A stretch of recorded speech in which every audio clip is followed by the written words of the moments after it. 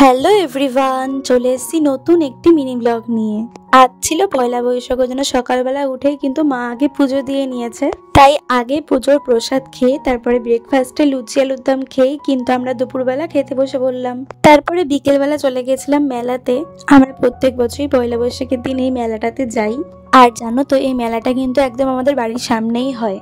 আগে আমরা বাড়ির সবাই মিলেই কিন্তু পয়লা বৈশাখের দিন এই মেলাটাতে আসতাম। বিধান পড়ে যাওয়ার পর থেকে কিন্তু মেলাতে আর আসতে পারে না, আর বাবাও এবার আসতে পারেনি, কারণ বাবারও শরীরটা একটু খারাপ ছিল। তাই এবারে কিন্তু দিদান আর বাবা দুজনেই আসতে পারেনি, ওরা দুজনেই বাড়িতে ছিল। যাই হোক, আমরা মেলাতে গিয়ে কিন্তু আগে কেনাকাটি করে নিলাম। তারপরে চলে গেছিলাম কিন্তু ফুচকা, ঘুগনি, পাপড়ি চাট আর আইসক্রিম খেতে।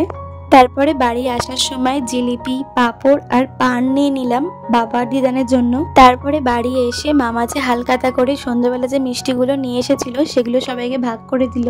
তো এইভাবেই কাটলো আজকের দিনটা। বাই।